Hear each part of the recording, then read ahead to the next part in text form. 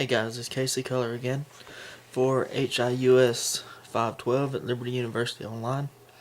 What I'll be working on tonight is a discussion forum number 4 dealing with the amendments to the Constitution. The amendment I'm going to discuss tonight is the 10th Amendment. The 10th Amendment states that the powers not delegated to the United States by the Constitution, nor prohibited by it to the states, are reserved to the states respectively or the people. This amendment was put in place not to add or take anything away from the Constitution, but to merely clarify the idea of federalism and to help keep some of the reluctant delegates on track to what the Constitution was doing. They found that it was in place just to emphasize that the federal government had jurisdiction over some items and the state had jurisdiction over some items, but anything that wasn't expressly talked about was inherently to the state or the people. Basically, the way it works was that there were powers delegated to the federal government, which were like, for instance, to declare war, to maintain armed forces, to establish foreign policy, to regulate interstate and foreign trade, establish post offices, coin money, make copyright and patent law. The ones that were reserved to the state were to establish local governments, regulate trade within the state, conduct elections, provide for public safety, and establish and maintain schools. And there was an area in the middle where was the issues of taxes, borrowing money, banks, building roads, infrastructure. They were kind of in the middle.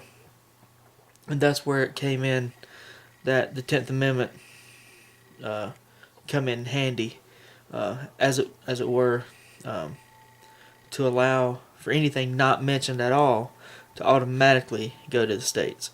So anything that would arise later, anything that come out of kind of thin air, would be the states' rights to do. Now, unfortunately, the states' rights have been eroded over the years, and there's been more power given to the federal government. For instance, things like education. Whereas initially, education was going to be a local matter, a state matter. Now, it's been taken over by the federal Department of Education, and policy and law and procedures being sent down from there.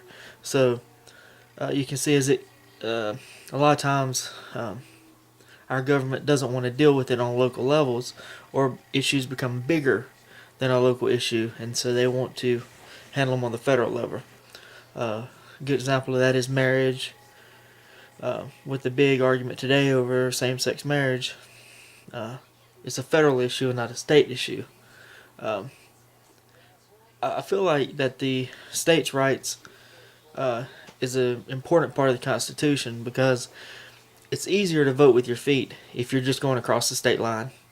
For instance, if North Carolina, where I live, makes a law that I don't agree with, it's really not impossible at all for me to go move to Virginia or Tennessee or South Carolina, or for that matter, Texas or California or wherever. However, if the federal government makes a law that I don't agree with, it's much harder for me to move to Canada or Mexico to get away from that law. So I feel like the framers of the Constitution, and actually not the framers but the amendment, the proposal of the 10th Amendment is important because it allowed you to vote with your feet. It separated the state and the federal powers and allowed each to have their own part, and thus it would allow you to, if you didn't like what your state was doing, move to another state. And that's what the 10th Amendment did. It just clarified that. Thank you.